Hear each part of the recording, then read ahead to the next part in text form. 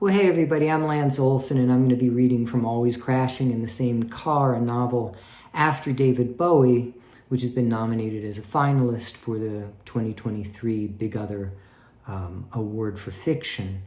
And before I begin, I just want to thank John Madeira from the bottom of my heart. He's a real literary activist par excellence, as well as a wonderful writer. I think the only thing you need to know about this section I'm going to be reading is it's about the musical that David Bowie was involved with called Lazarus, which opened in December 2015. And at that point, Bowie had only 34 days left of life. And it goes like this. The nightly news shows a glossy black SUV pulling up to the New York Theater Workshop for the musical's opening. The predictable herding, the hoots, the raised cell phones, the camera flashes, a glitter of insults. The car door swings open, and the bodyguards spill out around the couple, a man leading the way, the man trailing 6 or 7 steps behind. The nightly news shows the man's gray hair having overtaken his sandy brown, cut close like an accountant's, stubble-length sides, the antithesis of anyone's idea of stylish. Now, notice for a moment how much the nightly news misses. It neglects to show by way of illustration the rubble the man's immune system has become. It neglects to point out the 34 days left inside him.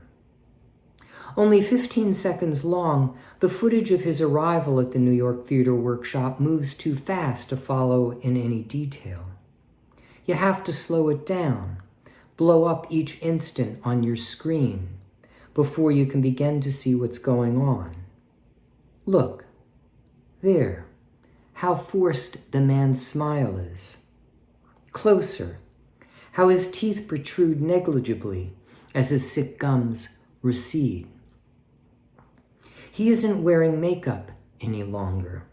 His pasty skin appears almost translucent in patches. Look at the pallid green vein near his left temple, the age spots on his left cheek. Look at his neck. Remark how slender it has become. Look at his ears. Remark how large they have grown. See his skinny legs, his wide, feminine hips, how he carries his head inappreciably forward this evening, reminiscent of a professor in his 80s, how his gait is off, a scarcely noticeable lumber having invaded it. Now, who is he? Who is this man? This is a man moving across a brief stretch of opening night. Yet for him that brief stretch is boundless and radiant with adoration, fascination, those flashes. What is the man thinking? He is thinking every step is a battle. Observe how he avoids meeting the eyes of his fans, how he bores down on the entrance to the theater, closing the gap between him and it as quickly as possible. And what is the saddest sight in these 15 seconds? There, how painstakingly he clutches a small bottle of water to his stomach with both hands, like it might slip out of his grip and into another reality if he isn't careful, as the bodyguards barrel him through the covey of onlookers. Many fewer than he may have expected, not hundreds, not scores, but playing the footage over and over, you count at most 30. Now, who is he? Who is this man? What can you determine he is not forgetting repeatedly? You can determine he is not forgetting repeatedly that the future will fail to include him. He is imagining every territory he will not inhabit, all the people, the books, the crucial objects that will burn to the ground. What else does the nightly news omit? The nightly news omits what occurs when our plots slow down, when those mechanisms that drive them, combat, acclaim, evasion, promise, pain, lose their urgency, their scope, diffuse into the lives we all in truth occupy, if steadily less and less. The nightly news does not show that the only thing separating one human being from another is, ruthlessly, the architecture of the body.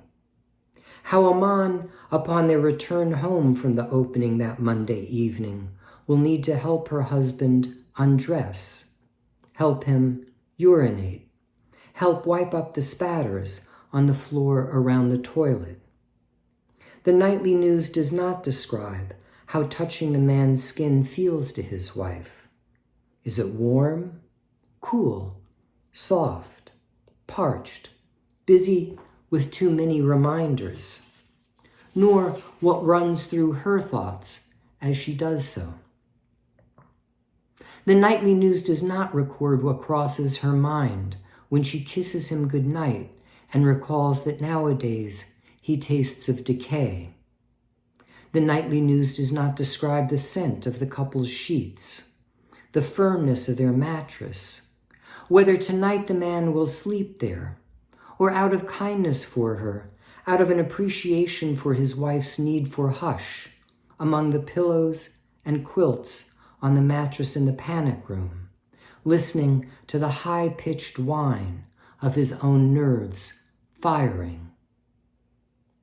It does not show the dream the man will chance upon with the help of a sedative. Both his lungs, all at once, beginning to glow in his chest, through his ribs and flesh, blurry balls of light, as he stands by the window, and how that light swiftly expands to engulf him, and then the living room, and then the city, and then the universe. What the man will make of that dream when it wakes him inside the hour of the wolf. How, lying there, mulling it over, the man will hope one day to understand it. The nightly news does not show what he feels as these reflections traverse his synapses at 270 miles per hour. What is the man experiencing? What is he experiencing now? And now,